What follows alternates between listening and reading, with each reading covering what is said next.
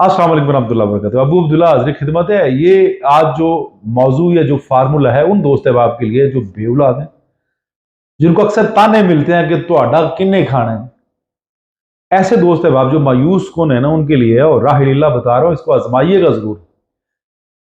हमारे पास दो किस्म के पेशेंट आते हैं, एक तो हुसूल औलाद के लिए आते हैं और दूसरे जो आते हैं हुसूल लज्जत के लिए।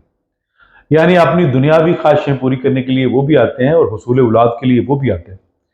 तो ये फार्मूला उन लोगों के लिए है जिनकी औलाद नहीं है, जिनके एज़ोस्पर्मिया का मसला है या जिनके सीमेंस कम है या जिनको पासल बहुत ज़्यादा आ रही है।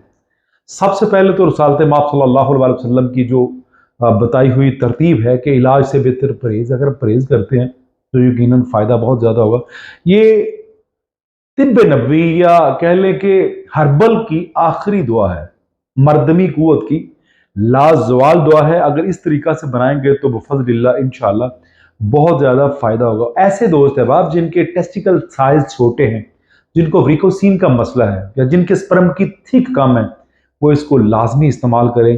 अगर पासल का मामला है तो किसी अच्छे मुआलिज से रब्ता करके पहले पासल का तदारक कीजिए, फिर ये दवाई इस्तेमाल कीजिए और इसका रिजल्ट इंशाअल्लाह बफज़लिल्लाह कुव्वत के लिहाज से 100% आएगा और इंशाअल्लाह अल्लाह औलाद नगीना से ज़रूर नवाजेगा। करना क्या है कि तुख्म कौच आम मिल जाते हैं, ये ब्राउन भी मिलते हैं और वाइट भी मिलते हैं। वाइट मीन क्रीम रंग के होते हैं।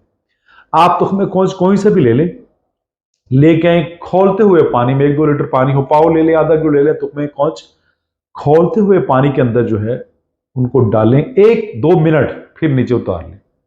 उनके ऊपर एक छिलका होता है, एक परत होती है जो कि निज़ामी हज़ाम को डिस्टर्ब करती है, जो कि हजम नहीं होती। प्लास्टिक टाइप ही कह ले, ऐसी अल्लाह ने वो बनाई हुई। वो जनाब बिल्कुल नरम हो जाएगी, उसको उतार दीजिए, अंदर से मगज निकलेगा तुख्म कौच का, जिसको मगज कौच भी कह सकते हैं।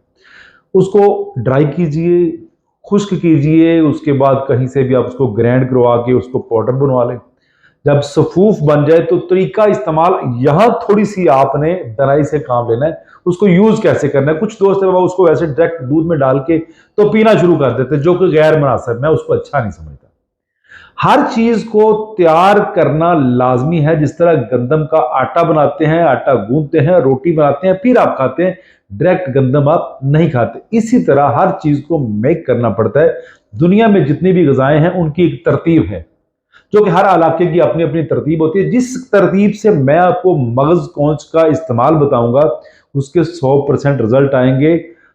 एक 20 साल से लेके 80 साल तक का बंदा अगर इसको इस्तेमाल करता है तो फायदा होगा। लेकिन अगर मैदा दुरुस्त हुआ, निज़ामिन हजाम बेहतर हुआ, कब्ज ना हुई, तो फिर ये काम करेगा। अगर मैदा ठीक ना हुआ, अंतड़ियों पे स्वेलिंग हुई या कब्ज का मामला हुआ, तो फिर ये फार्मूला बजाय फायदे के नुकसान करना शुरू कर देगा। गैस, अफारा, इस तरह के मामले शुरू कर देगा, पल्पिटेशन, स्ट्रेस उस तरफ आपको ले जाएगा।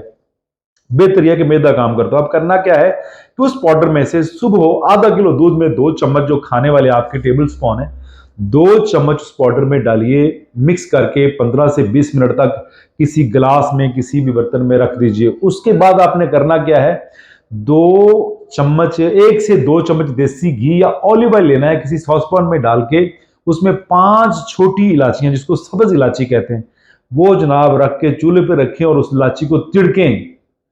खुशबू आना शुरू हो जाए, जब इलायची ब्राउन रंग इख्तियार कर ले, तो वो जो आपने सफूफ वाला पाउडर बना के रखा है, वो आप उस सॉसपैन में डाल दीजिए और थोड़ा सा पकाइए उसको। जब थोड़ा सा गाढ़ा हो जाए, फूल जाएगा वो पाउडर, जब गाढ़ा हो जाएगा तो बिस्मिल्लाह पढ़ के उसका नाश्ता करिए।